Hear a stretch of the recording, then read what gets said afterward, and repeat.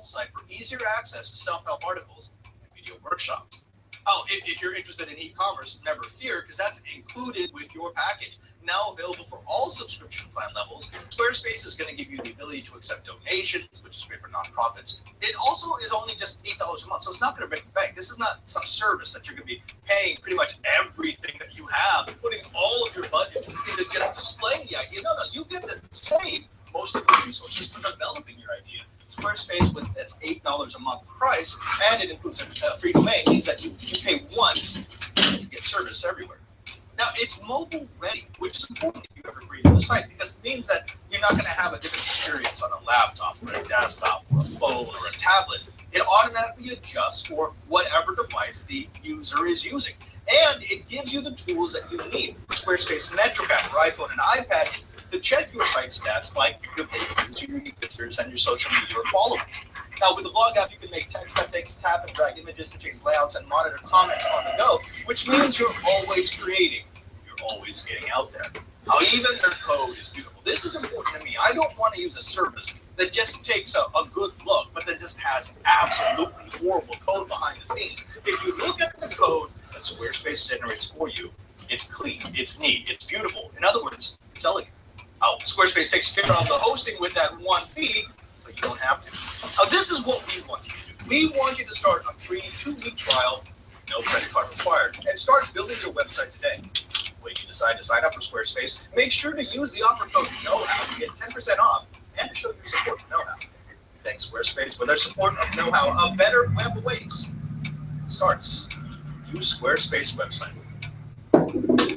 How? Exactly. And that's why we're going to talk about the motors now, right? Yeah, okay, so we talked about the frames last time. What are you going to choose? So if you go to the overhead shot, so we've got a couple of different frames here. We've got the 250. This is sort of a sub 250. This is the trainer that we've been telling people to get. Yeah, that's very fun. Then we've got this, which is a 450. So we're going up inside. And then this is actually the DJI that Twit had. I've been working on deburning it. It was in pieces in the basement. It's been burnt? But okay. No, this is sort of like a 350 or so. Remember, right? This frame you were saying is not that much. Yeah, actually, this is a good thing. If you look at these frames, these two are much closer to each other than to this, because on both of these frames you have a central frame and then you hang everything off of it, all the electronics and the motors. On this one, there's no central frame; it's a shell. Right. You put everything inside of. And without the top, it doesn't have a lot of structural integrity. Like if I tried to fly this right now without the top, it would snap. You need a complete thing. Where is this? It's straight to the frame. Right. But we're not talking about frames right now. We're talking about motors. Yes. And when we talk about motors, there's a couple of things that we want to know about them. First of all, we got to talk a little bit about what a brushless motor is, because these are not the motors that we use for Project Lunchbox. Right. These are smaller. Well, these are small. I mean, it doesn't have to be smaller, but the technology is slightly different. Oh, okay. So when we were playing with brushed motors, which is what we used as a Project Lunchbox, we had a central core that rotated around permanent magnets, right? And that central core would use a coil that you could charge to change the polarity of the magnetic field being created by that field. And you know, if you've got like poles, they'll push away from each other. If you have dissimilar poles, they'll attract each other. So you just keep flipping it back and forth, and that's what generates the power. But with a brush motor, it's different. See, in a brush motor, the permanent magnet is actually stationary, and the armature is driven by the current. In other words, what we get is we get this can. Take a look at this one. Okay. We get the can that moves rather than the central core. So the motor is actually driven by the outside of the motor. In fact, Alex, if you go ahead and start that B-roll, this shows you what the inside of a brush motor looks like. This is a 1740. Inside, you've got that stationary set of field magnets, coiled magnets. So when I run current through that, I'm going to generate a field. But look at this ring. These are all permanent magnets that are going to be both repelled and attracted to the different coils as they engage the magnetic field. And if you do that thousands of times a second, you can get a lot of rotation out of your motor, which is absolutely fantastic. I mean, the nice thing about a brush motor is that it's going to live longer because there's no brushes like you have in a brush motor that are going to wear down. It also means there's going to be less maintenance. They're actually a little easier to maintain than their brush motor counterparts. They're more efficient because there's less friction because there's nothing touching the commutator, and it also decreases the amount of electromagnetic interference generated by the motor, which would make it less inefficient.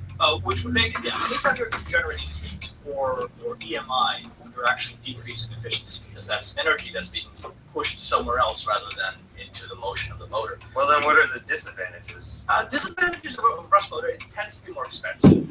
It tends to be more complicated because, well, I mean, you saw what the inside of the thing looks like. And it's slightly more prone to damage. Brush motors are really robust. You can slam them, you can crush them, they'll still keep going.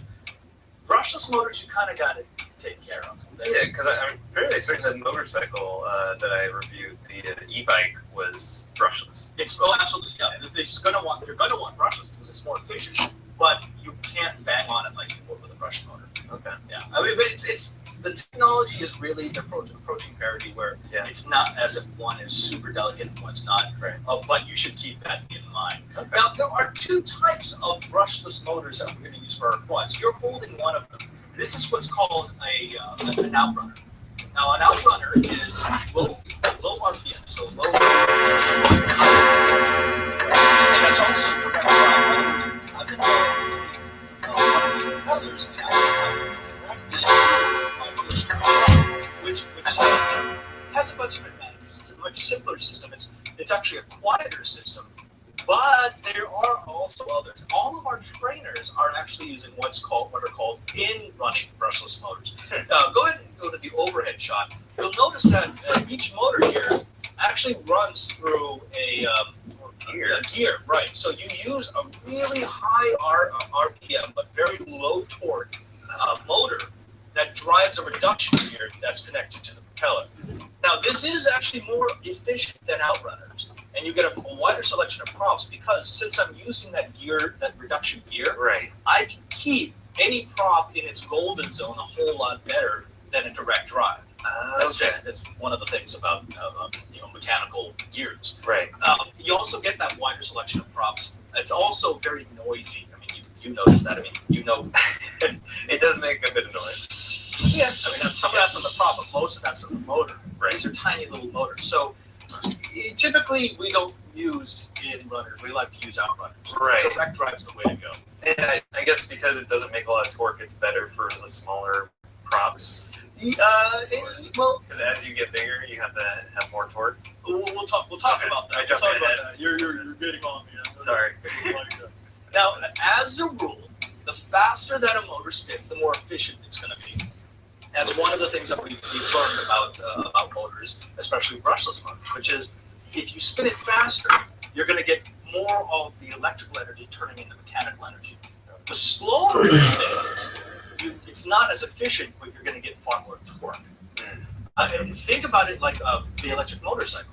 The starting torque was ridiculous, right? Right, and then as it got to a higher RPM, it kind of petered out. It starts to peter out. You don't get as much torque, but you do get much more efficiency. So it's one of these, it's like a reverse curve for a gas motor where you start with a lot of torque and then you go to increased efficiencies, whereas a gas engine will start with very little torque and build up to improved efficiencies until it starts going down. Okay, very cool. Yeah.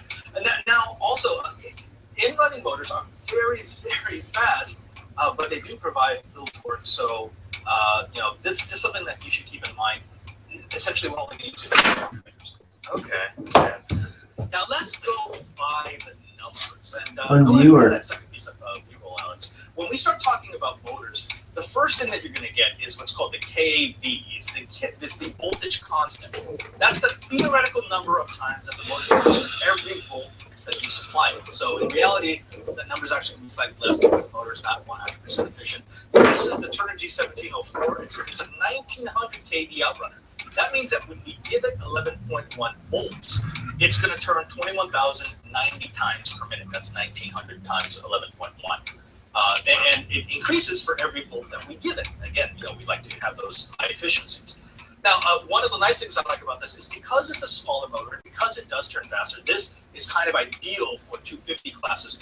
And when you have a motor that includes the bullet connector like this, Makes it a lot easier. It makes it a lot easier to install. I see we got one viewer. Hello, how are you doing? I'm not going to be talking all that much because it's pretty boring, but what I'm going to do here is just to let you know, I'm going to put all the raw wood onto this cereal box that's framed with square stick wood. I'm just going to get the wood onto it, and then I'm going to use primer gray to put an initial color on the whole thing and go from there.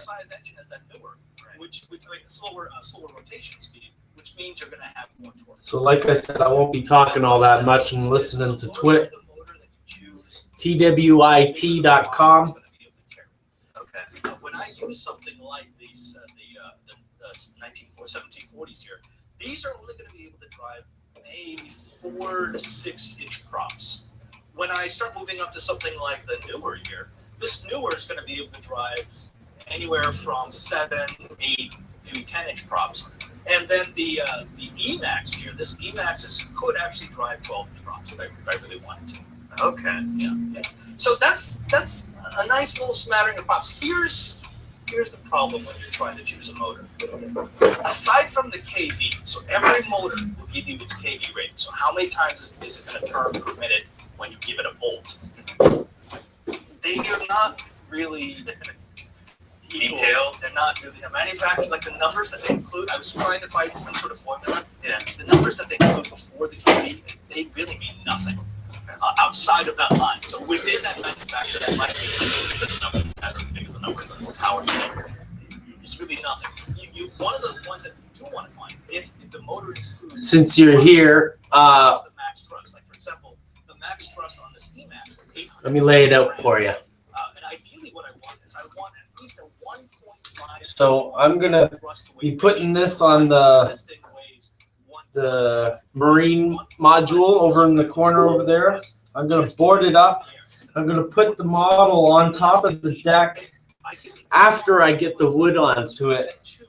However, this is the front of the deck, so between here and here, I'm gonna use 16-foot long boards in scale, here to here. And then from here to here is just going to be full boards because we don't need to waste waste our time breaking the wood up. So I threw this thing up, and I had to do some lazy hovering on our football field, and I jammed the throttle. And I was on a football field in the end zone, and it was in the other area about a second and a half. And it just, I mean, it's just like racing. If you can put more power into a smaller frame that weighs less, you have a better power ratio and you can do more things. Yeah. Now we've got people in the chat room who are saying, well, okay, so why don't I just put the biggest motor I can into the smallest frame? You could do that. Well, that's true. We're actually going to talk a little bit about that. But first, here's a few things to remember about so that's 16 foot. You need to choose your shaft. Take a look at the motor. I'm going to use this piece of wood to break a whole bunch of almost 16-foot boards. Yeah, you can see it's the shaft is a lot bigger than that other one. This is the Emax, which is about the same size as the. Is that a standard? I could measure each board, but I don't find it necessary. And then we've got this, which is the 1704. If you notice, go ahead and go back. Because when you break your wood this way, it gives you an ununiformed edge that is still kind of straight, but is still very rough. So if you use that skinny one in the middle, the newer, you're going to need some sort of adapter to hold the prop to it. This one actually exactly how wood ages. On it, which means I can put basically any prop, and I've got enough leeway there to fasten it down. And again, we're going to see the newer one here. This new one actually uses it looks like a hub, a spinner hub from an airplane that allows me to fasten up to 12-inch props on it, although I wouldn't want to run that off of the newer. Prop size is going to be, shaft size is going to be the first thing you want to consider. Do I want to have to run an adapter or do I want a direct connect? The second thing is size it to your frame. This is a direct answer to the people who are like, wait a minute, why didn't I just take this big old honking motor and Put it on the little. put it on this? Yeah. If you have a 250, an X250 size frame, so that's this thing, right? Then you're going to want a smaller, faster spinning motor. The reason for that is, and we're going to address this when we talk about props, smaller props can be incredibly agile, but you need to spin them incredibly fast. And these smaller motors tend to have much higher RPM, just lower torque. Right. Also, if you put a big motor onto this, you're actually hurting the power to weight ratio because you're weighing the thing down. There's a point of diminishing return. Yeah, because I can only spin this prop so many times before I'm no longer really getting any effect. So yeah, it's not just get the biggest prop, biggest motor, go. You got to size it appropriately. Yeah, if you have a larger craft, you want to go with one of the larger cans that spins a little bit slower but provides more torque because you're going to have bigger props, which will need more force to turn them. Makes sense. Okay. Now, the third thing is feedback. Feedback. I would believe feedback more than I would ever believe any number that the manufacturer gives me. Oh, so you're talking about like enthusiast forums? Go to the enthusiast forums and see what works for them. Because again, the specs on the manufacturer, they lie all the time. And you know, like on paper, Yeah. this dual engine looks incredible. It is a piece of crap. Oh, It's a horrible piece of is crap. that from people who've already tested it? They found out. Yeah, you look at the enthusiast forums. Find out what they're using, and they're really good about their specs. Someone will say, "Oh, I used a 250 class frame, and I'm using 2212s rotating at 2000 with a KV of 2000." And you know, and if you like what they're doing, if you like their build, then you buy that motor and that prop combo. Okay, that makes sense. The last thing is to choose the bullet connectors and the wires for you. People sometimes mess this up. There are different size bullet connectors. Like this one is, I believe this is a 2.5. There's also 3mm bullet connectors. There's also bare wires. So this one has no bullet connectors on it at all. So are you gonna have to solder that then?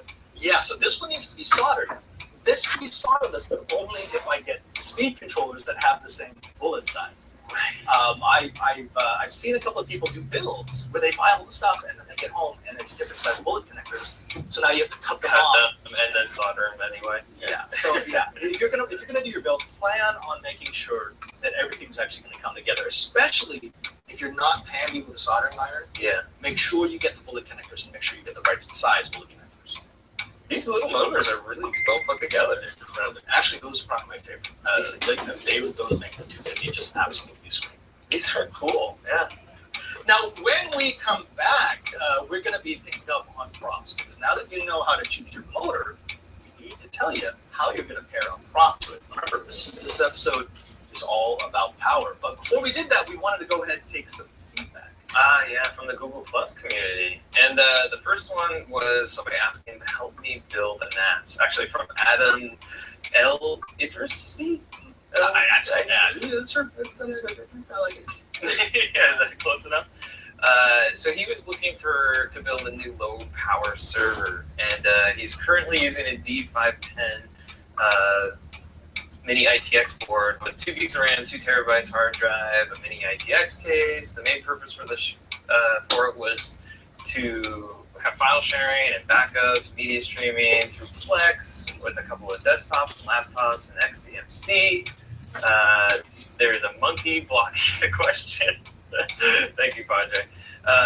And then there's new hardware he was looking for with the AMD Athlon 5350, ASRock AM1H ITX motherboard with 4 gigs or 8 gigs of RAM and 4 2 terabyte WD red drives. We like those red drives. And he's still debating on a case. He's currently using Ubuntu as a server and he loves it. My question is, should I install an OS on an SSD or USB drive, or just install all 4 drives and install the OS one of the 2 terabyte drives? Would there be any advantage of running an OS from an SSD or USB drive? Yeah, and I know where this is coming from. This is coming from the work that we did on the free NAS build, where we ran the OS off of Free viewers. flash drive. Whoa. Right, which actually works quite well. What I would say, Adam, is this: I love where you're going. I love the fact that you're using the red drives. I love the fact that you're using decently spec hardware. Because remember, the faster the processor, the more memory you give it, the more the operating system will be able to give back to you, especially if you're going to run something like FreeNAS. Now, this idea of where should I install the OS, this has always been a debate. If you're going to be using FreeNAS, it's a no-brainer. You install it on a flash drive. Why? Because it just loads, and then it very rarely goes back to that drive. So you just need that read at the beginning of the boot.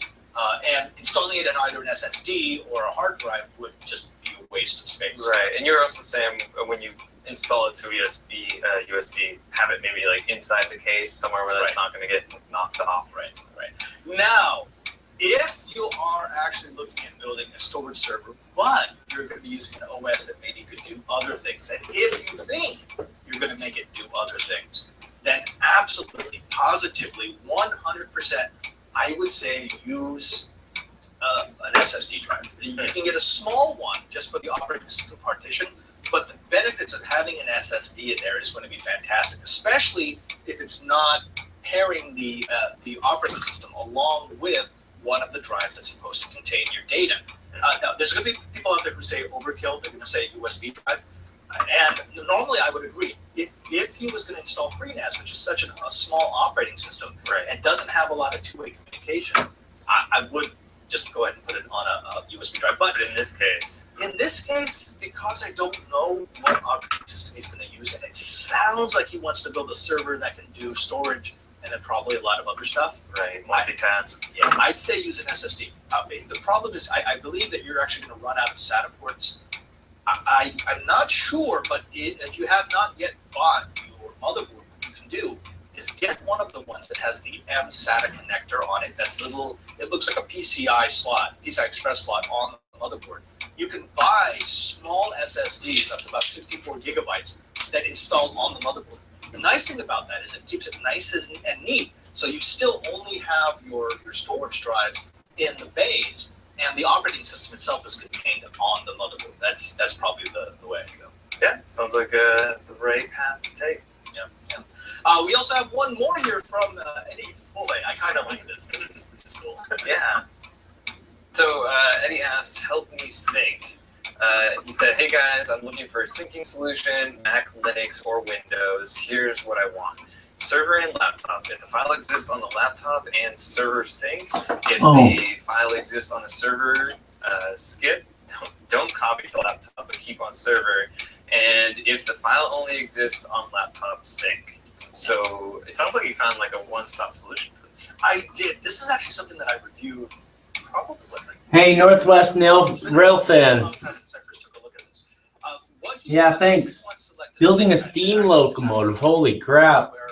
Dropbox is no good for you, or OneDrive is no good for you, because you don't want to. I don't imagine the sound's very good. I would be interested in hearing how the sound is on your side, because all the sound is either coming from the laptop or the camera, and if it's from the camera, I don't have much faith in the sound that's coming out. It's that kind of logic. Luckily, there is a off-the-shelf piece of software that works really well for it. It's called GoodSync. And Alex, if you go ahead and go to that link, this is a piece of software that I've played with for a while. The nice thing about this is it does let you set rules for when it does and does not sync. Now, whether or not you can get the resolution of logic tree that you want, it's going to depend on exactly if you know what you want out of your logic tree. But this does, do sync if you have this, don't sync if you have that. Sync between two devices if you have this, don't sync between two devices if you don't have it. I think that this is actually going to work for you. This does have a free trial. At least it did the last time I used it. So try it out, see if it works. It's not that expensive, and it's actually fantastic. GoodSync is one of these pieces of software that if I have to pay for something, this is probably the one I'm going to get, because it works really well. It works with FTP. It works with all the major Dropbox, SkyDrive utilities, and it's just a solid piece of software that's very easy to do. Yeah, it's nice that it does work with all those different OSs and mobile too. So very cool. So there you go, Eddie. Bill Graham, William Graham. Tell us if it works for you. If it doesn't, here it is. Another go. We'll see if I can find you something else that might work. But before you judge it, make sure you have the logic tree for what you want to and don't want to sync down, because that makes it easier for you to program whatever solution we find. Cool. All right, so back to quadcopters and props. Props. Okay, now I'm gonna throw a bunch of numbers at you, man. I'm sorry about it. What do they mean? It's like it's all double prop, rainbow and stuff. Okay. Anytime you look at a prop, there's always two numbers that should stand out. So when you're thumbing through Amazon or through Hobby King or White Spy, was it White Spy? The White Spy. Yeah, the guy that we had on the Google Hangout the other week. There's two numbers that you want to take a look at: diameter and pitch. Diameter is easy, so it's so from tip to tip how long this is. So this is a 10-inch prop. This one right here, this is an 8-inch prop. Okay, yeah. Okay, and then over here, we've got a bunch of 5-inch props. Right, that's pretty tiny. Yeah, these are pretty tiny.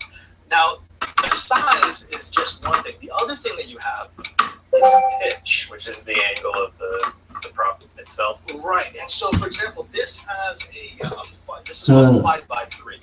So it's a 5-inch by 3, and the 3 is the pitch. What the pitch means is that for every revolution of the prop, So I'm gonna board all this up. by that amount. So if it's a Not gonna 5x3, board there. every I'm not revolution gonna board of there. the prop, you pull the model forward 3 inches. Wow. Okay. Yeah, it doesn't actually work out that way because But it's the closest it's a good approximation. Okay. Yeah, so like these are this is an 8x4. I believe that's a 10x4.5. Right. So you can get different diameters in different pitches. You can have big props. You can have small props, and you can have what are called aggressive props or less aggressive props. Depending on what you want to use it for. Exactly. And now we need to discuss what they are used for. The more angled they are, the higher the pitch. The higher the pitch, the more aggressive. The more aggressive, the more top speed you're going to get. And what about maneuverability too? Well, yes, and you also get maneuverability, but that angle, that aggressive pitch, also tends to affect the aerodynamic performance. It's not as stable, and also it's gonna put a bigger drain on your battery. The higher the pitch, the harder the engine has to work to turn it, which means you're going to be sucking in more current, which means you're going to drain the flight systems more quickly. Okay, now choosing your prop is all about balancing top speed, lift capacity, and power drain. That's the things that we just talked about. Right. So the larger my prop, so my 10-inch prop can theoretically lift more than my 8-inch prop on the same engine, which can lift more theoretically than my 5-inch prop on the same motor. Right. So that determines how much weight it can actually carry. The higher the angle, the higher the top speed of the model. Okay. So in other words, if I have a very non-aggressive angle, let's say I have like a 10.2, so 10-inch prop by a 2-inch pitch, it will carry a lot. It's not going to draw much power, but my top speed is really limited because as fast as I can spin it, I'm still only going to get that 2-degree pitch. Right. You're not going to be generating a lot of thrust with it. Exactly. But it is more stable. Now, I can also go up and down in pitch and in size, and that will change the amount of power I draw. So either increasing the size of the propeller or increasing the pitch of the propeller both of those are going to increase the demand on the motor. Right. Okay. And then in conjunction, drain your battery. Yeah. And drain the battery. Right? The more power I demand from my motor, the more power it's going to draw from the speed controller, the more power that's going to draw from the battery. Okay. So that's what I'm talking about, the balancing game. In the chat room, they're saying, well, why won't you just go with a really big motor and a really big prop with a super aggressive pitch? You could do that, and you'd have a flight time of like 60 seconds. And that wouldn't be very fun. And that would not be very fun at all, right? So it is all about this. Actually, this is not a problem. This is what I like about quads. I change up my props all the time depending on how I want to fly. If I want a lazy flight, I take a medium-sized prop with a non-aggressive pitch. It doesn't go really fast, but I get to hover and move around. Yeah. If I'm really cranking on this thing, you want to shoot across that football field. Shoot across the football field. I'll use a 6-inch prop with a 6x5. And yeah, my battery will be drained, but it's just crazy how much speed and acrobatic agility I can get out of it. So I know this question might mean that the props will be more expensive, but are there variable adjusting props? There are. Not really for quads. For quads. It's too hard to do it for quads. Just It's switch them out. Yeah. Now something else to remember, and this puts this whole frame size, motor size into perspective. The key to flying a quad is thrust management. Because thrust is how you get altitude, it's how you lose altitude, it's how you maneuver. It's all about thrust. Remember, the quad, it has no wings. It doesn't glide. It rests on the thrust being generated by its props, which means the more quickly you can change between different thrust states, the more quickly your model can move and maneuver. Right. So, and that's why these smaller quads, these are the ones that we use for racing, these 250s. It's why they use these really small propellers, because really small propeller means very minimal weight. Very minimal weight means I can speed them up and slow them down almost instantly. Right. There's almost no, it's very little mass. So I can go from 0 RPM to the 15,000 RPM in the blink of an eye and then back. Yeah. So very agile. Very agile, right? So I could really fine tune the amount of thrust I can give. I can really rock the quad back and forth. But you wouldn't use this for racing. You wouldn't, because now we're using one of these props, and when you compare the weight of this to the weight of this is going to speed up and slow down so much more slowly. Yeah, there's more rotational mass. There's more rotational mass, which means it's not going to slow as quickly, which means it's not going to speed up as quickly, which means I'm never going to get the agility out of a 450 or even a 350 than I can out of a 250. See, that's the click, right? Yeah, this is so cool that we have all the different models, because like each one is kind of a balancing act between how much power do you want, how efficient you want it, and then what do you want it to do. So it's like, these are the ones we play with, and they're tiny and they're fast. The bigger one is the one that you would like strap a camera to, because it's bigger and more stable. Exactly. Now, there is one other factor here. You'll hear a lot about carbon fiber props. Yeah.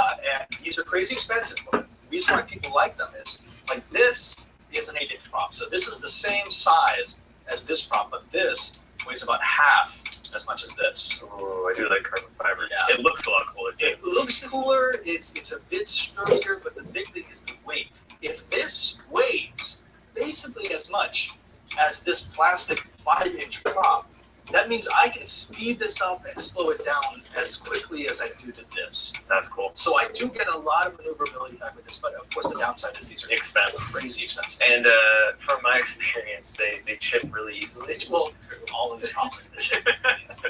So if you break them? I have a box of broken props at home. And that's the other thing. Once you start getting to this, buy a lot just of get props. props. Yeah, that's what you're saying. You buy them in like 8 packs. Yeah. And remember, this is something we covered early on. On any given quad, you have 2 different types of props. You've got the rotating, the clockwise rotating, and the counterclockwise rotating. So it's not like if you break a prop, you can just replace it with any prop in the box. You've got to find the right You size. have to get another right set. rotation. Yeah. So let's get the takeaways. We're starting to run out of time here.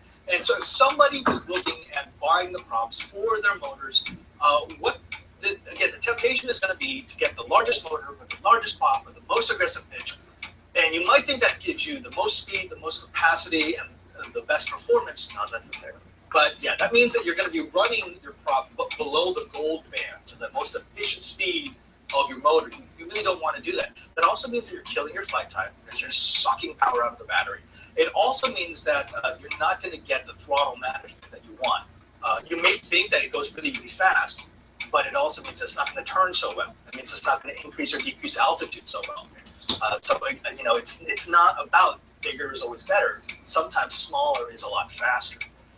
Since the larger your prop is, the slower it is to spin and slow down, it means that if you want agility, you're going to want to go with a slower / lighter prop. Right? Now, there is another temptation, and people are going to think of this. Well, if I don't want bigger is better, what about smaller? Get really, really small. You could do that. Yeah. You could get like the 250 and say, okay, I'm going to get the highest RPM motor, the fastest spinning motor I can, with like 3-inch props. And this thing will fly like a bumblebee. Yes, it will. It will totally fly like a bumblebee. It'll be crazy fast, crazy agile. The problem is you're going to miss out on top speed. You're going to miss out on cargo carrying capacity. And also, Generate really high RPMs generate a crap ton of heat. Right. I mean, if these are spinning at 21,000 RPM. That's pretty quick. It's pretty quick, and remember, heat is wasted energy. Right. I'm sorry we're going to have to do this to you, but we'll have all the takeaways in the show notes. What it ultimately comes down to is how you want to fly your quad. If you want to learn, what I would suggest is you get something with larger motors, with larger props, with a less aggressive pitch, because that will let you practice your hovering and your basic maneuvering. As you get better, you could start going with smaller but faster spinning props, faster spinning motors, more aggressive pitches, which will give you that agility. And ultimately, it's going to come down to your comfort level. If you have a set of props on and the model's not moving the way that you want it to move, change your props. And now that you know how it is affected, you can either go increase in size, decrease in pitch, or increase in motor rotation. That's all going to affect where how your quad's going to handle. Well, and the thing I love about these trainer ones that we've been playing with too, there's a high and a low setting.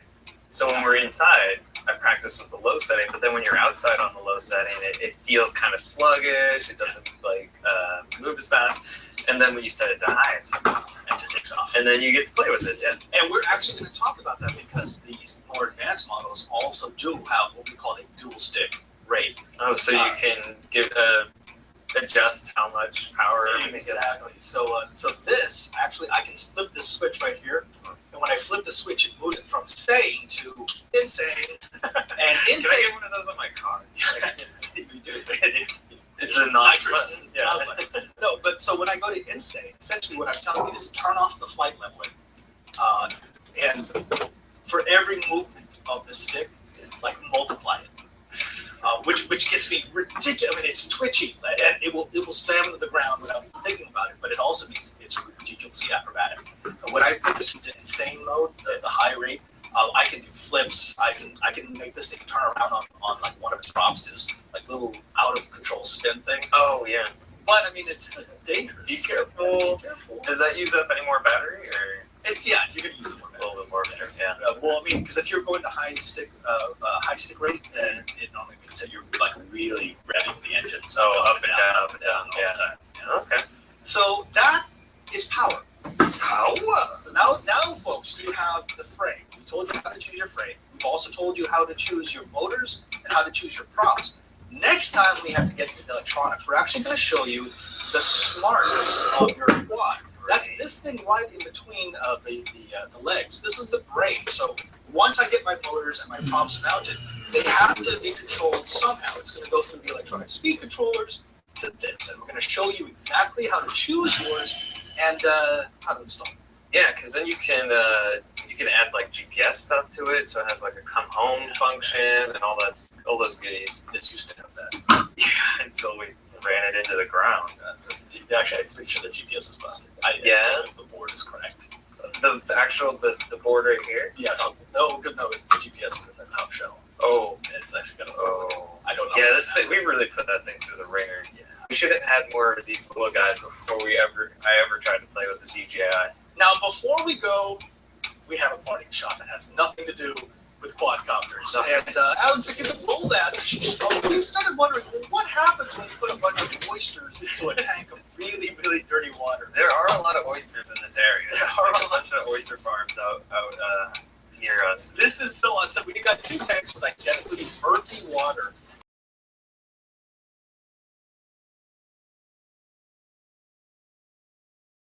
They are the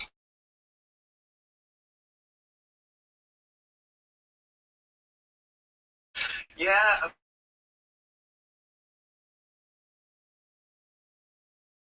But then, what if they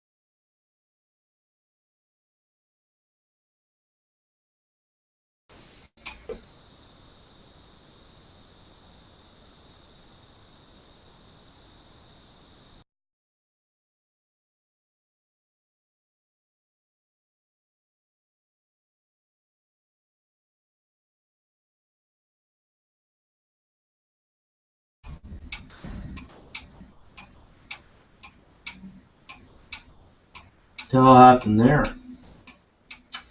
Weird.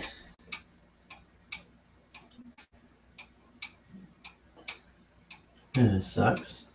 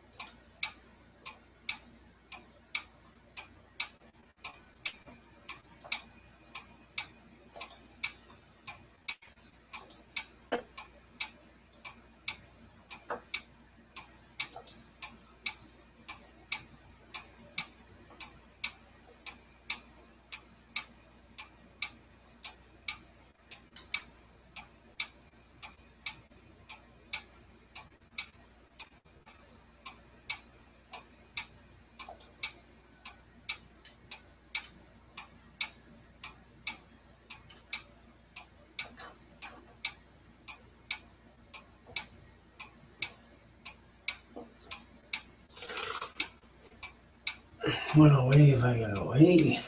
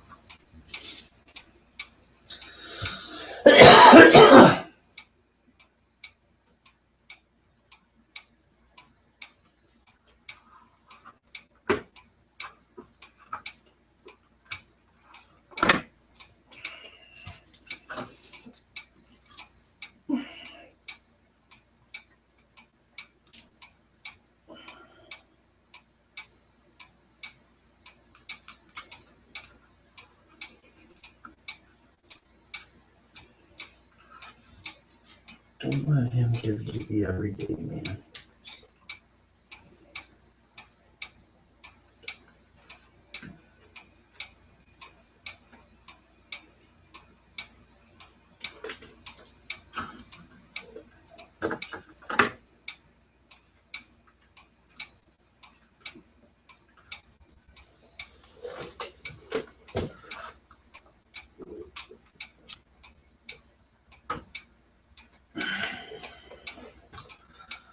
I'm going to put up a video for a few seconds while I go to the bathroom.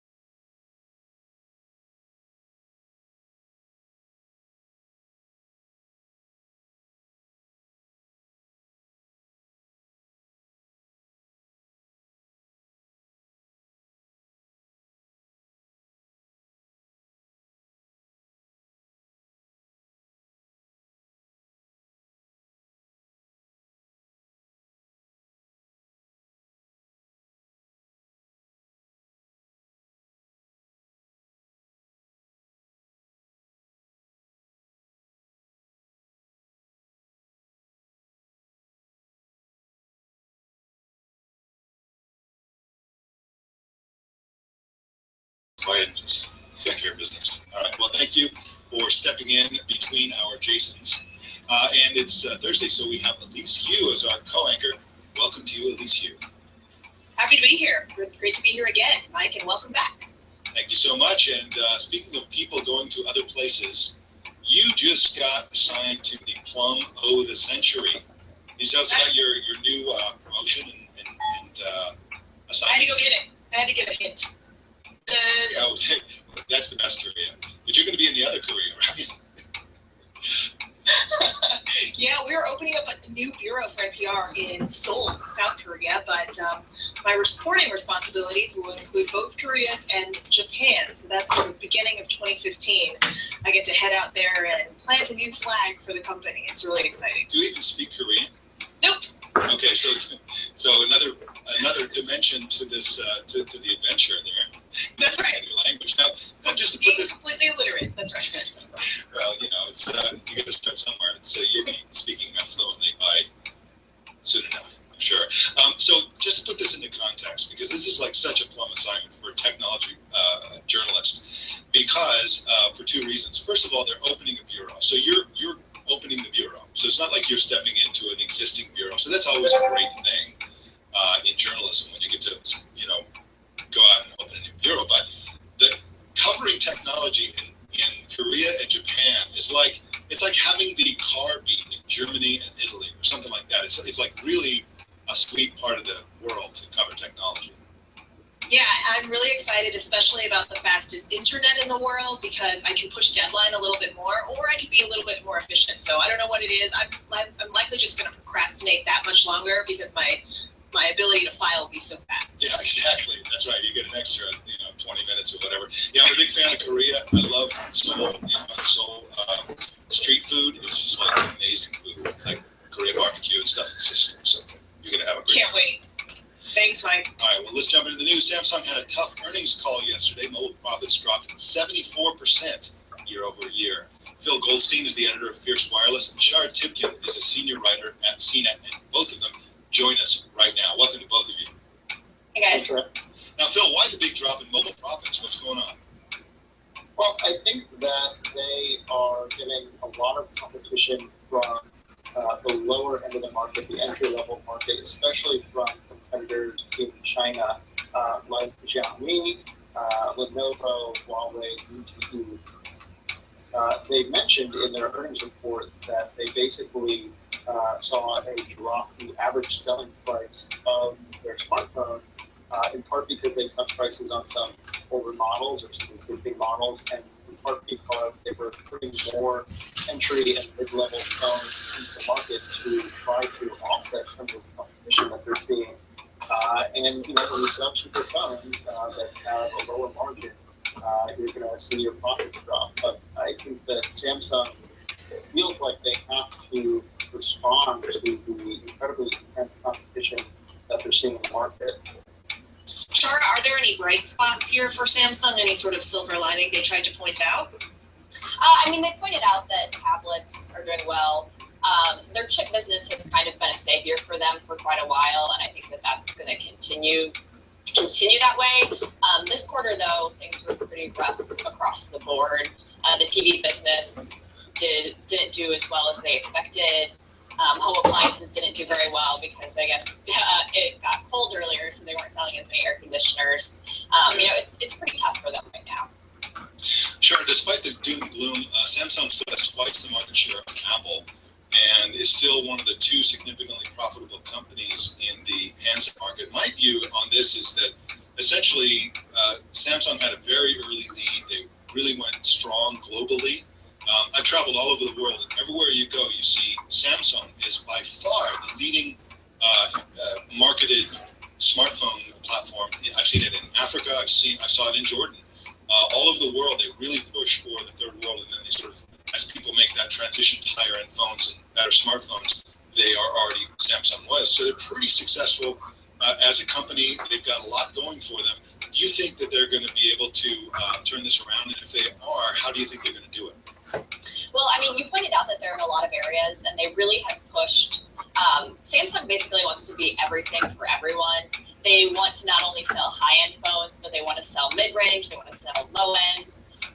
You know, as Phil mentioned, like the low end is an area that is pretty tough for them right now. And the issue there is that they were trying to sell kind of old, kind of crappy phones for cheap prices, whereas like Xiaomi and some of these other guys are making really high-end phones, or, you know, moderately high-end phones, but they're selling them for really cheap.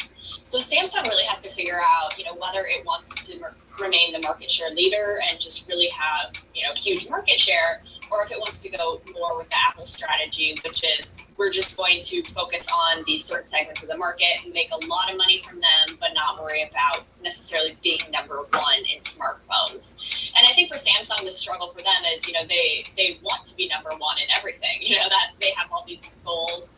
And, you know, it was a really big deal for them when they surpassed Nokia to become the biggest phone maker. But, you know, they even said yesterday that they're going to try to focus a little more. So, you know, I think it's going to be hard for them to do that. We're going to have to see how that happens for them. Phil, what do you think? Do you expect Samsung will be able to successfully go from mass to more niche?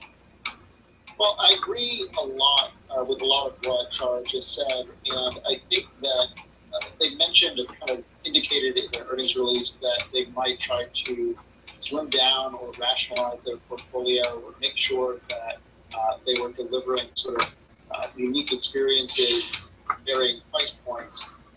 They do have this incredibly bewildering array of smartphones. I think the Bird months ago did a really cool picture about how it's basically impossible to tell all the different Galaxy phones apart from each other because there are just so many of them.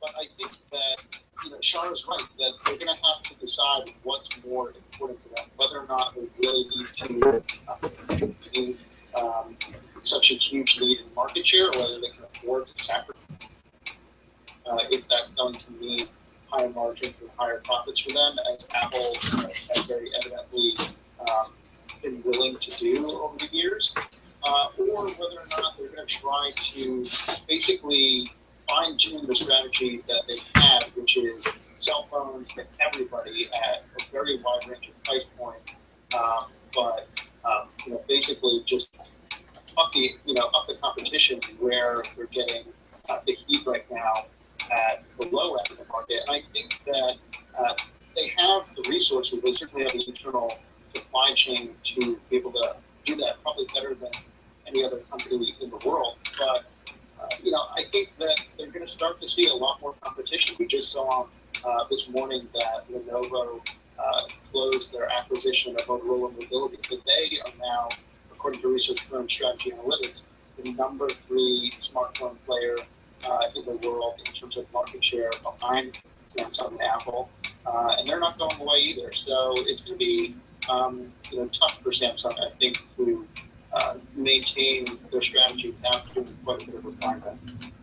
Phil Goldstein is at fiercewireless.com, and you can follow him on Twitter at fiercewireless. Thanks for joining us, Phil. For having me, Mike. And of course, Chara Tipkin is at cnet.com, and she's at Chara Tipkin on Twitter. Thank you for joining us, Chara. Thanks, guys. Well, Lisa, Tim Cook announced a couple of things in the last 2 months, but it sounds like he had one more thing to announce. This is the news heard around the world this morning. Tim Cook announced he's gay in a coming out column in Bloomberg Business Week.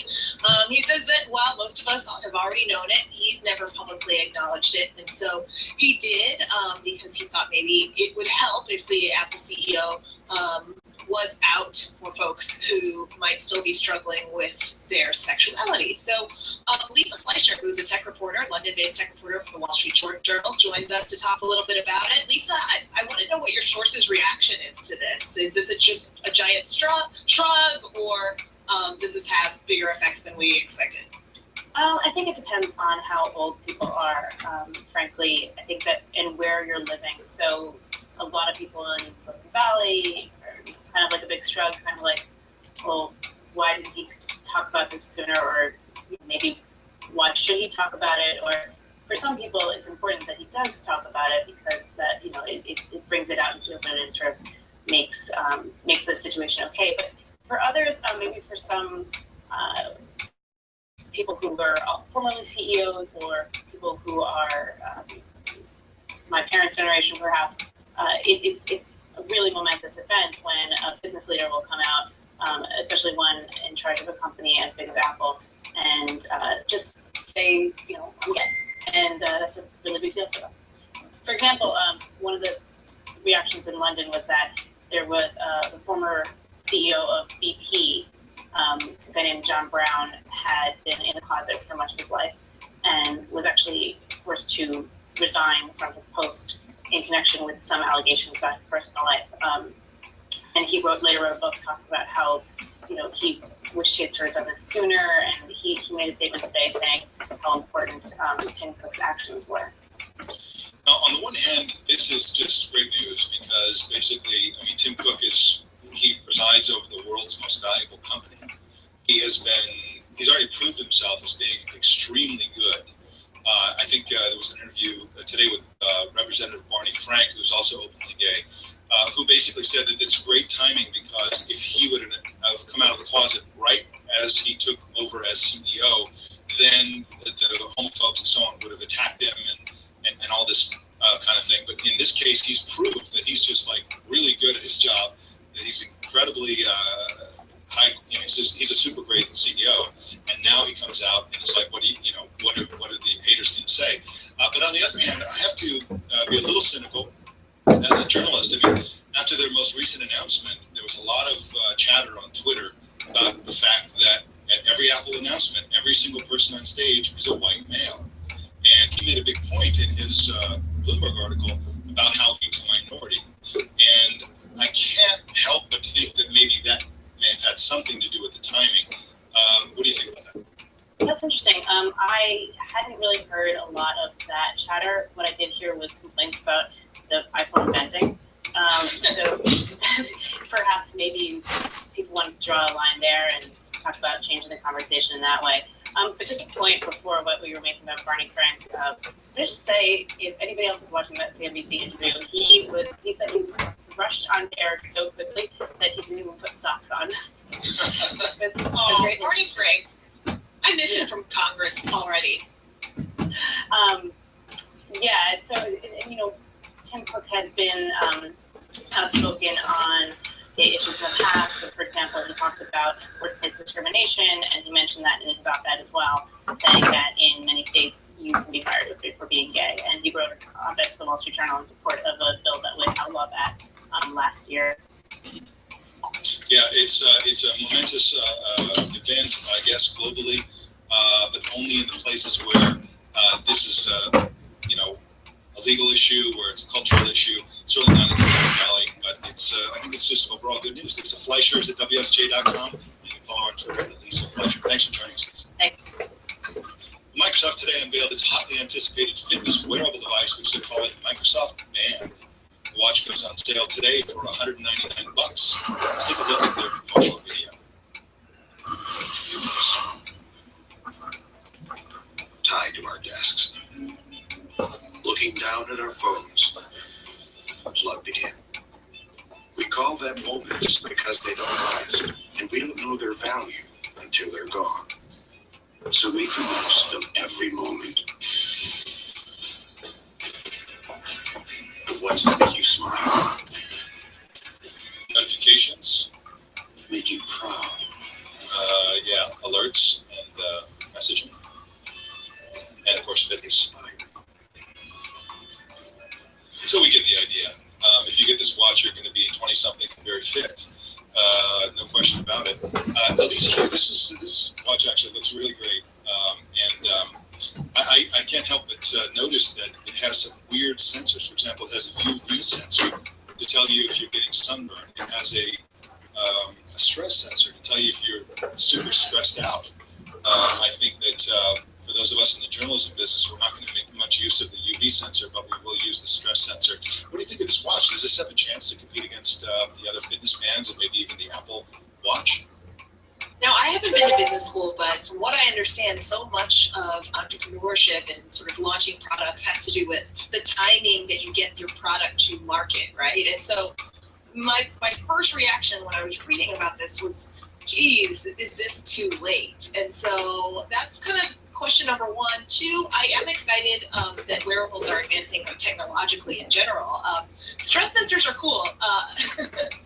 This gets really complicated because this is more power or more information for us to misread. So I'm really interested on how it either prompts us to act or not act based on, you know, this one indicator that Microsoft tells us is important. So Yeah. Bigger behavioral and cultural questions I have as usual. Yeah. And there are a couple other points to communicate about this, which is Submit some questions if you'd like. The deal of the fact that you're supposed to put the display on the inside of your wrist. This is kind of unique, and we've all seen those guys, you know, with the watch where they wear it on the inside just because they want to be different or whatever. But that's apparently how this is designed to be used, and I guess that makes sense. It looks like it makes sense from the video and so on. It tracks both sleep and exercise. It gets 48 hours on a single charge, and I think the most interesting thing about this by far is the fact that it supports iOS, Android, and Windows Phone. So, for example, you know, the Android Wear devices are only for Android.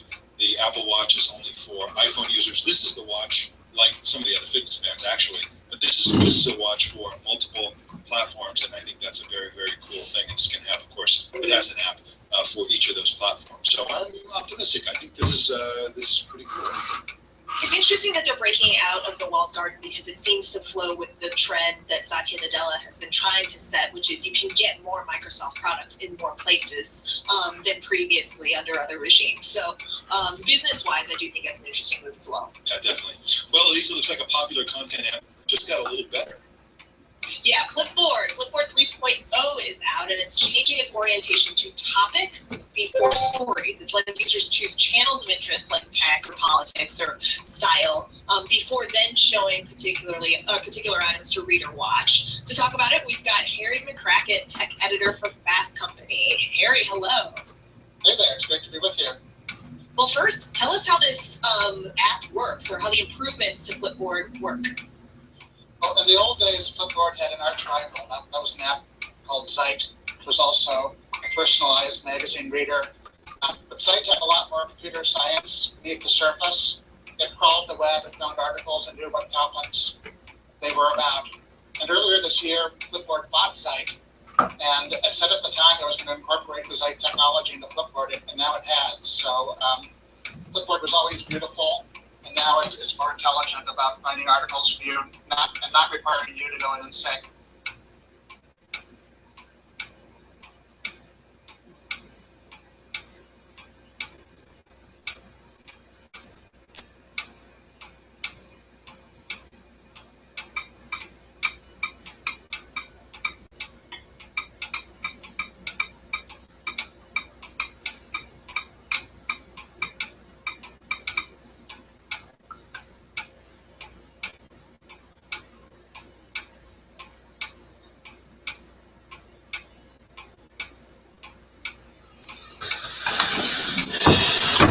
Guess that's done.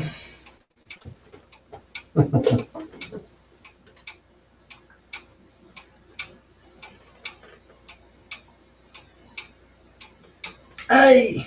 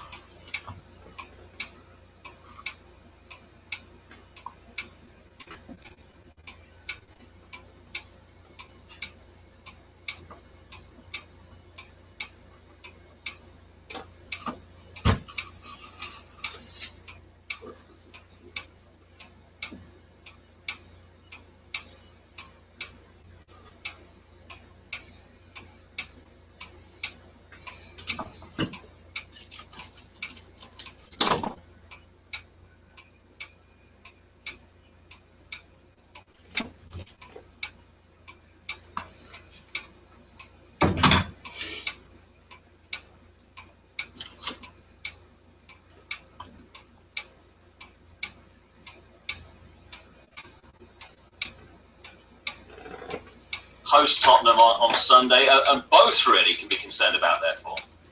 Yeah, can't score goals, full stop. Aston Villa, 10 hours since they scored a goal. They scored such a Benteke and Burnley, Ryman and Ben just haven't been knocking them in the way you would expect and hope them to do so.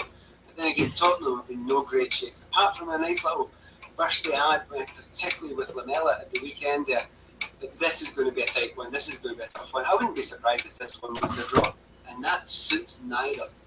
Tottenham, Aston Villa, a commentary game on Sunday here on the BBC World Service. Back to the Premier League in a moment. In the Bundesliga, though, John, it's the German Classico, if you like. Bayern Munich versus Borussia Dortmund.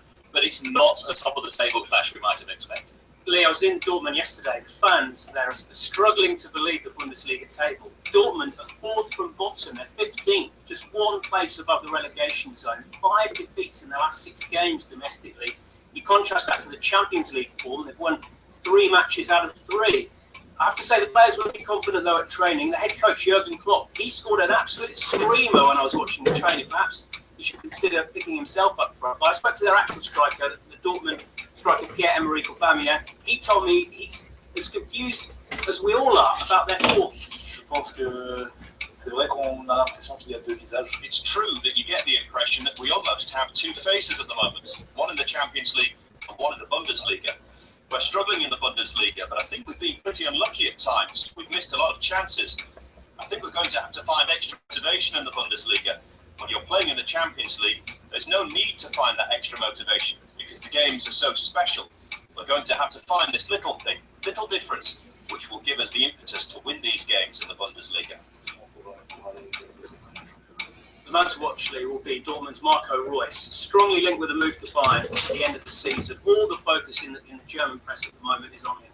Okay, another player that could be heading to Bayern Munich. They're looking strong, aren't they? Again, in Germany, as are Chelsea in the English Premier League. You can hear Chelsea against Queen's Park Rangers, Sports World Saturday, live on the BBC World Service. Arsenal face Burnley. Arsene Wenger says his team are still in contention for the title, and it's too soon to say that leaders Chelsea can go through the season undefeated. Chelsea is in a strong position at the moment, and I believe it would not be realistic to just think now we catch Chelsea very quickly. We have to get consistent results to have a chance to come back, and so I personally am more focused on the quality of our games and on the consistency of our results before we think about coming back on Chelsea. What have you made of talk with Chelsea and United? Look, there's 9 games played. It's a long way to go. It's true. Get all the managers from the press conferences today talking to the BBC. Can Arsenal still win the title then, Pat Nevin? They can, but it's highly unlikely just now. Again, another team with centre-back problems. You know, they're okay, they're not bad, they're very good in the deep line midfield. They're fantastic in the attacking midfield position. And Welbeck has certainly added something up front. But there are weaknesses, and you can see the weaknesses in the team. They do seem quite a good side of home. They're still playing really well. And remember, they've only lost 1 league game so far this season. They've got Walcott, he was back from the bench last week. That might make a big difference for them. But, you know, they have got enough quality players. They will be there or thereabouts come the end. But it's always the same with Arsenal. It has been for some time. When they come up against the biggest teams, such as the Man City's, particularly Chelsea's, that's when they fall down. That's been their Achilles heel. He has to sort that out if they're going to be taken seriously as a challenging team. And in Spain, John, before we finish our roundup, Atletico Madrid surprised us all last season, challenging Barcelona and Real Madrid. Sevilla and Valencia are doing it this time around, but a real test of their credentials this weekend. Sevilla level with Barcelona at the top of the table on 22 points. Valencia 2 points back in 4th. Sevilla, the Europa League champions, they play against the Champions League side Athletic Bilbao. Valencia play at Villarreal. And Luis Suarez, you can't keep him out of the headlines. He'll make his competitive home debut. Barcelona playing Celta Vigo. Okay, we'll leave it there. John Bennett, Pat Nevin, thank you very much indeed for joining me on Sport Today to look ahead to all the weekend's big football action. To NBA basketball now, and LeBron James's much anticipated homecoming for the Cleveland Cavaliers. His first game back, the Cavaliers jersey after winning 2 NBA titles with the Miami Heat, go to plan on Thursday night with the New York Knicks spoiling the party winning 95-90. Well, I just try to stay focused and maintain, focus as much as I could, and obviously, as a special night, not only myself, but for everybody, and I'm glad it was great. I'm also glad coming in is great. It was very difficult, not only, the game, but, just having a newborn as well at the house. So, a lot has happened in the last week, to lead up to this point. So, it was fun on last day. Well, the NBA writer and editor of Sheridan Hoops, Chris Sheridan, joins us now. LeBron wasn't playing this down, was he? He described his comeback as probably one of the biggest sporting events ever, but he shot 5 of 50, committed 8 turnovers. Did the occasion get to him? Oh, I think definitely, Lee. The gravity of the moment and the build-up leading up to it, all the way up to pregame introductions, which were just so over the top. It was quite moving, but it was like I said, it was over the top. It was a spectacle, and then the game happened, and LeBron missed 8 of his first 9 shots, and as you mentioned, he had 8 turnovers. But certainly, that's not going to spoil everything for Cleveland. When LeBron James played his first game for the Miami Heat, he also had 8 turnovers, and things turned out pretty well down in Miami. They went to the NBA Finals 4 years. They won 2 championships, as you said. So there's still 81 games left in the regular season, and it'll be easy to write off this one as a game that'll be remembered for what happened beforehand rather than what happened during the game. Yeah, so much going on around it. Perhaps understandable that he wasn't going to be at his very best. He's got time, of course, to adjust to his new teammates. They've also acquired Kevin Love on the Minnesota Timberwolves. Do you see the Cavaliers being a team capable of challenging for the title this season? Oh, not only challenging for the title, but they play 82 games, Lee, and I could see them winning 60 fairly easily. I think last night's game was going to be an aberration. They put together a big 3 with LeBron James and Kevin Love and Kyrie Irving, who was the MVP of the World Cup this summer in Spain. That's a big 3 that might even be better than the big 3 they had in Miami with Dwayne Wade and Chris Bosh playing alongside LeBron James. So again, this is only one game of 82, and it was a spectacle. But the bigger spectacle is yet to come. The city of Cleveland hasn't had a title in any professional sport since 1965. 2024. So that's a 50-year drought that LeBron James is trying to end in his hometown in Cleveland, in Northeast Ohio, where he grew up. And I think they have the capability to do it. Will that happen in year one? I'm not ready to say that, but I think that over the next 2, 3, 4 years, not only will they win one title, they'll win more than one. That's how good of a player LeBron James is, and the team they put around him is absolutely fantastic. It's the opening week of the season. We've seen all the teams play now. Any surprises for you, Chris? Well, just how bad some of the bad teams looked, and especially the Los Angeles Lakers, because we're seeing Kobe Bryant play after missing almost all of last season with an injury. And it's wonderful to watch Kobe Bryant play because we've been watching for almost 20 years. This is the hardest working player in the game, one of the best pure scorers we've seen since, I'd say, since Michael Jordan was playing for the Chicago Bulls. But Kobe Bryant does not have a lot of good teammates around him. And the Los Angeles Lakers are going to be a very bad team this year. And you're just not used to seeing Kobe Bryant play on a bad team. So it's a little bit sad to watch as Kobe winds down his career.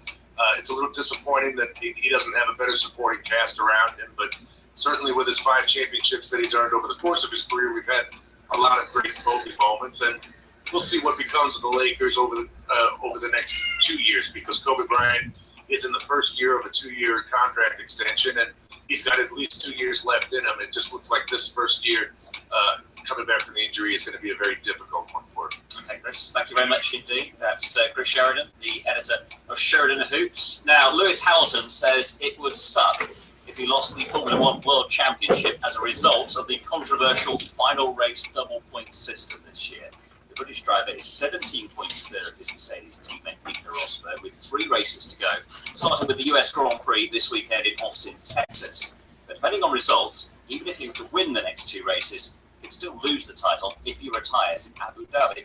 BBC's chief Formula One writer Andrew Benson says he can understand Hamilton's frustration. Well, of course, it's not difficult to see where he's coming from. You know, there's 19 races and the double point system, which has been controversial from the start, effectively makes one race more valuable than any of the others.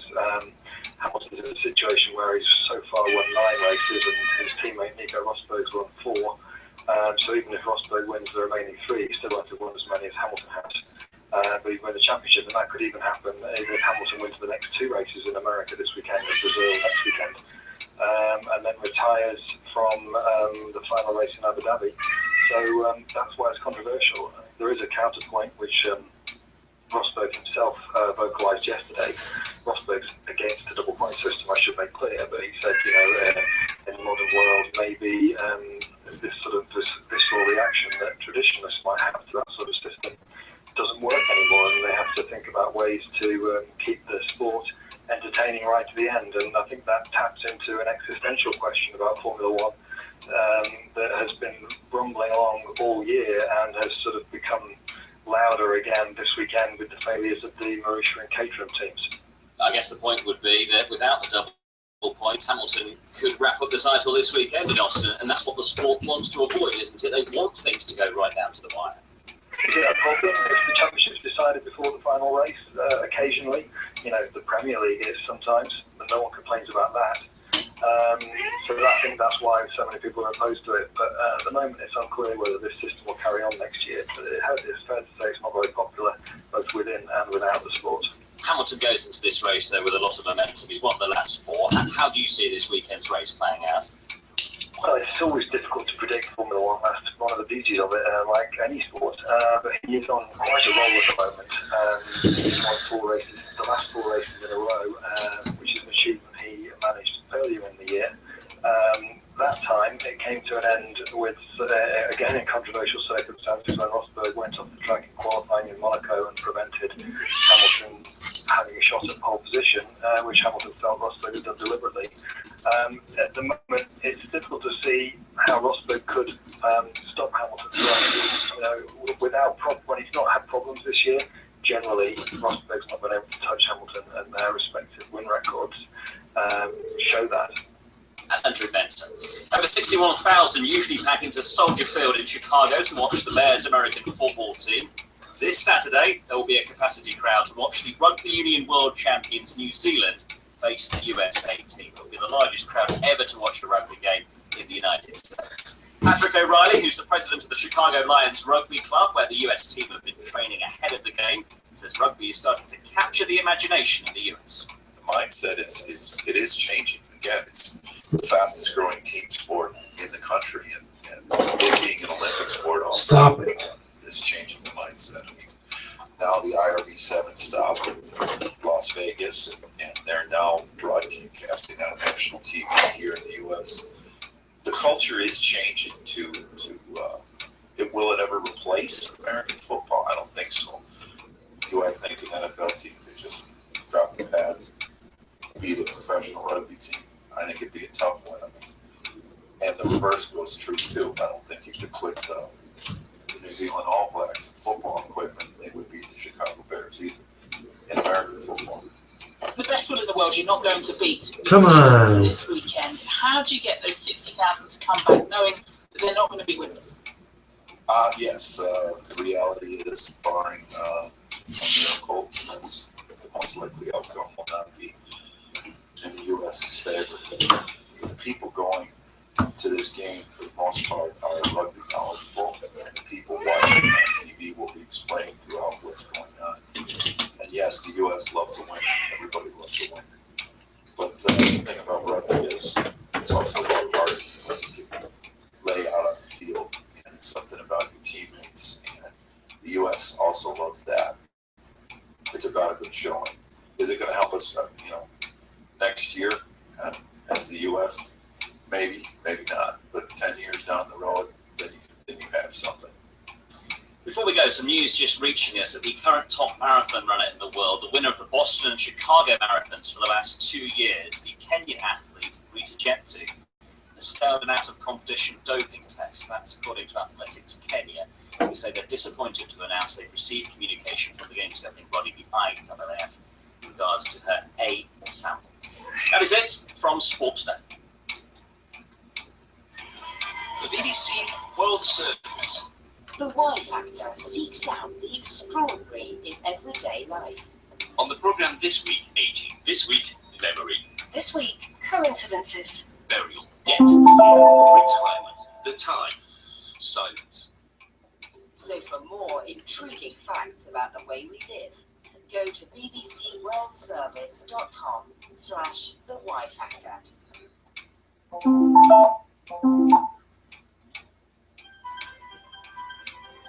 When you're ballasting, you use a lot of glue on that. So the glue will have sealed those track ties enough to, if there is any conduction. I never tested that. I guess I should one day, and I probably will. After this dries, I'll pull out the tester and see if it works. At 16 hours GMT, welcome to the newsroom for the BBC. I'll do the experiments. You find out the answers. Okay? So anyways, our stain's ready. So I pulled out this piece of newspaper because this piece of foam board for the price of $1 is too precious clean to me. I don't want to drive all the way to the store to get another one. So I'm using a piece of newspaper here. I've got my two stains. I've got the India ink and alcohol, and I have the vinegar and steel wool. So what do I want to do? I'm gonna stain. Oh, tell me this. Oh, good. Just gonna stick it in there once. Drip off. Put it down here on the paper towel. I'm gonna do the same with this. The president of Burkina Faso, Blaise Compaoré, has said he's stepping down. Let it drip off. His attempt to extend his 27-year rule. Crowds erupted in delight at the news. Now what happens here? I'm gonna leave this to the side because we're gonna put some alcohol on it to show its color. What's gonna happen here is that the iron is dissolved in the vinegar. The vinegar is the medium that's putting it into the wood. It's soaking into the wood, And as the iron gets into the wood, it starts reacting with the tannins in the wood and the oxygen outside. And it's slowly changing color, and it's going to go a color, I like to call it redwood.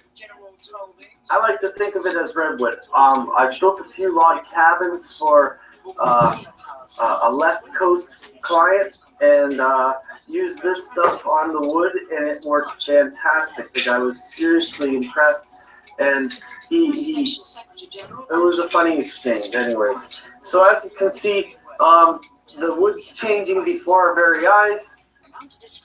It's not taking too long to change. This isn't a paint.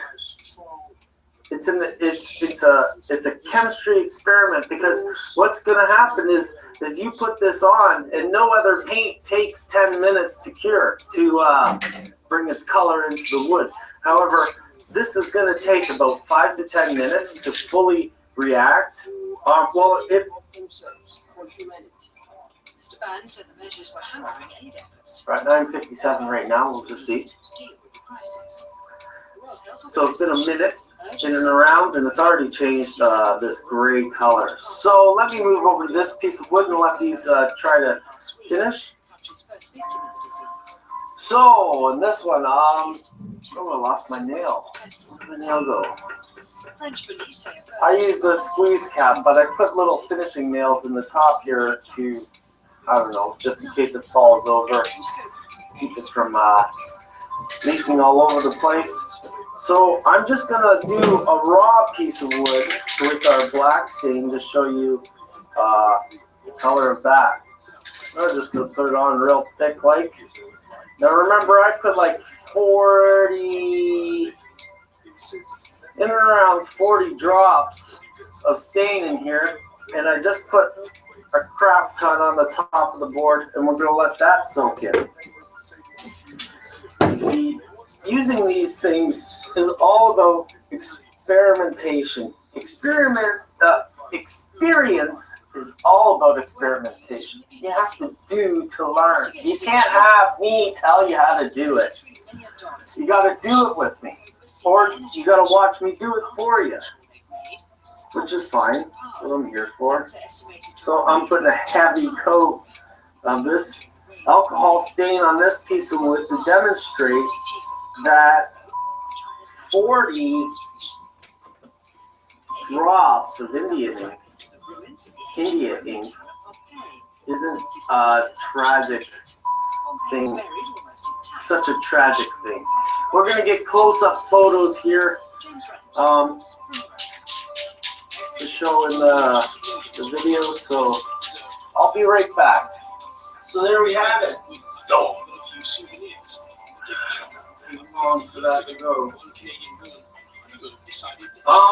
So there we have it. We've got our dip once. It's kind of a walnut color, kind of a dark brown.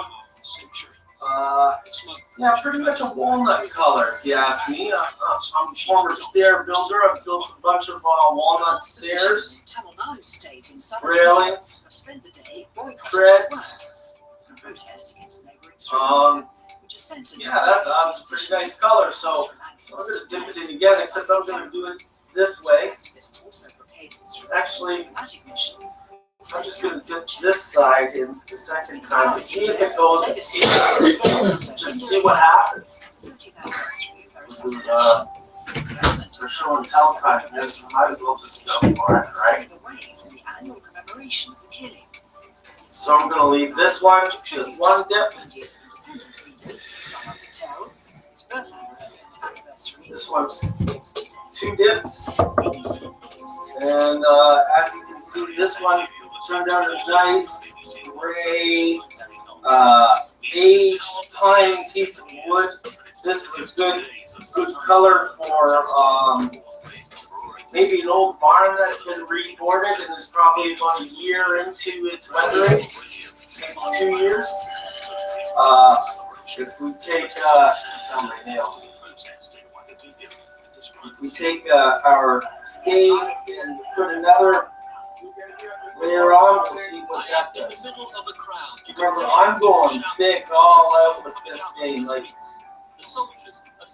when you put stain on a model, you usually do it with a brush, right? So I'm going all out with this. And as I look at the sides of at the ends of the boards, they are just black, just the way we like, just like an old tie, blackened. In a minute, so we're not done after this. I'm gonna give it. So, like I said before, it probably takes 10 minutes. It's been 10 minutes, and board number 1 is still a bit wet. However, that's the color you're going to get. Nice color on the end. This is a perfect stain. It's all board. I didn't have to brush it. I didn't have to do anything. You can actually take this stuff, strain it through a filter of some sort. Coffee filter may work. You get rid of all the metal pieces, and you can put it into a spray bottle if you want. You can. Listen, it's a really nice stain, and using a brush isn't the only way to do it.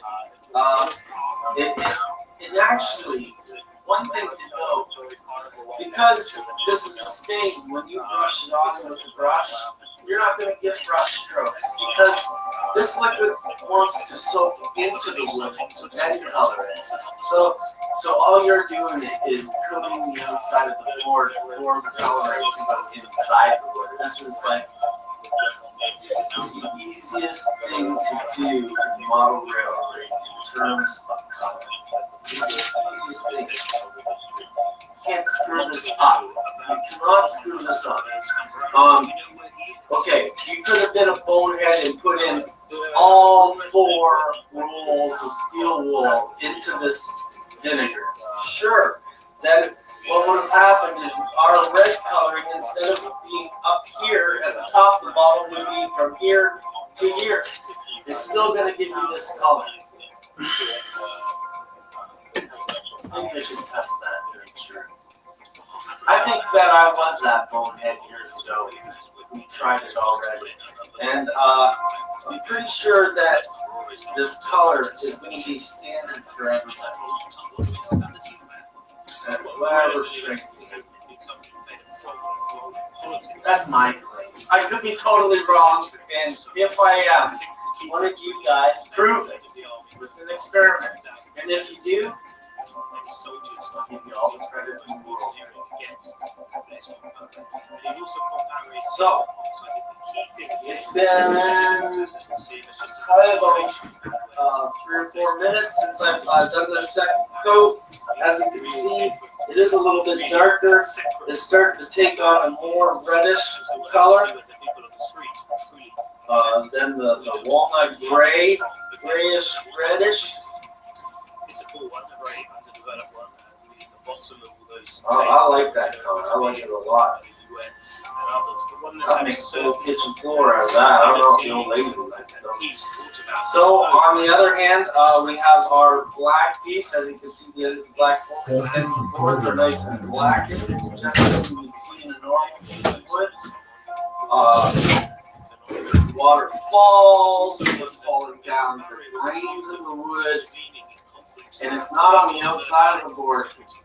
These woods are porous, and it's inside, so that's where the darkness, that's where it's saturated, it's on the bottom of the board, so that's really realistic.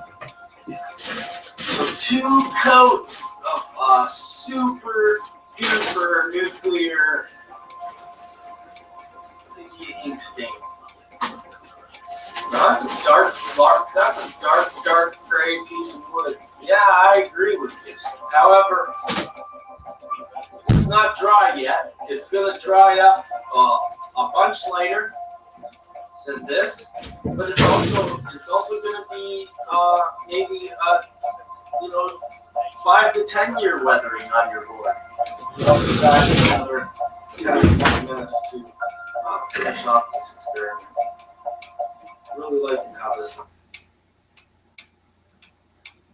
Hello. Hey. How are you? Good afternoon. Hi. Nice to meet you. Nice to meet you. I'm Louise. Heather. So we just wanted to give you sort of a rundown of what we're looking for, some of the expectations. First of all, let's talk flexibility. I'm very open right now. Very open? Yes, I'm not working full time right now. Anytime, anywhere. Yes. I mean like your body. How much can you bend? I think relatively far.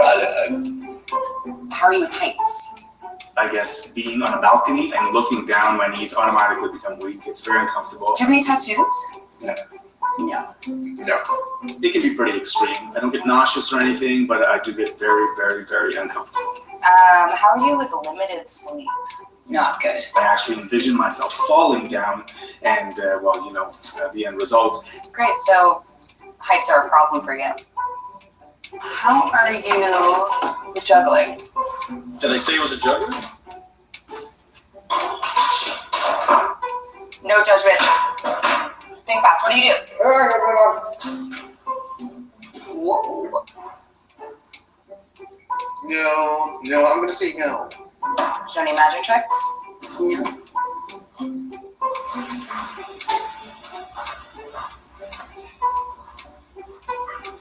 So this isn't what I was told was going to be happening in here. Think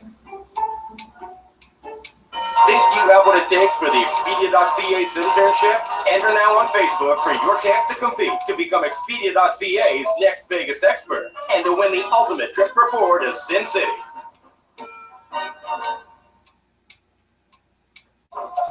I pulled out a bunch of different boards and we've sampled each of them. So what we have here is a nice piece of balsa wood. What we have here is a piece of pine that has aged, well, since my son was born, probably about 10 years old. So what happens to pine after about 10 years is it starts yellowing like this. So I stained a few different pieces of wood. This is that pine, the pine,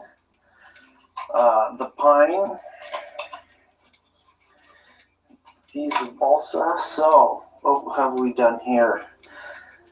This piece of pine I stained with steel wool and vinegar that I made probably about 3 years ago. As you can see, it's really nice. It's a really nice dark color there. Now that's fixed. Get rid of this paper because this is all dry. So this one's been stained with a really old, it looks wine red stain. It's in the other room. So this is the same piece of pine stained with our brand new stain that still has a little bit of metal in the bottom. So it kind of looks the same. It doesn't have the uniform coverage. I don't know why that is. Maybe it just didn't get soaked in there. Might be no reason of the stain. I don't know. So this is another piece of wood that I stained with the new stuff. And this one right here was stained one time with India ink and alcohol. Actually, this is one time, this is 2 times. So as you can see, it didn't really, it's not black. It's not that bad.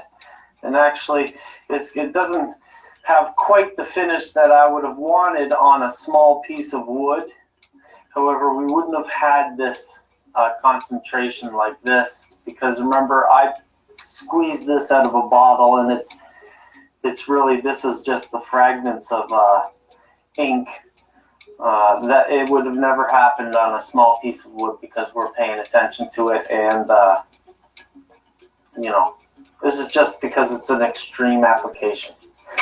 So let's get over to the balsa. the India ink and alcohol, one application, a fairly thick application. As you can see, it's not as thick as it was down here, probably sorted down here and dried. This is that piece that is 2 applications. It's a nice gray board. You might be able to see the black end. Maybe, yeah, some better black end. So that's the India ink and alcohol 2 coats. A nice gray color, something that I really like. So now what do we have here? We have 1 application of the steel wool. This is also 1. As you can see right there beside each other. So this is 2 applications, and this is 3 because it overlapped the 1 application, 2 applications, and the whatever. You know what I mean. Anyways, this is 1 application of steel wool. This is adding India ink and alcohol to that, and you can see it gets another color altogether there too. So this is a little bit extreme, you know.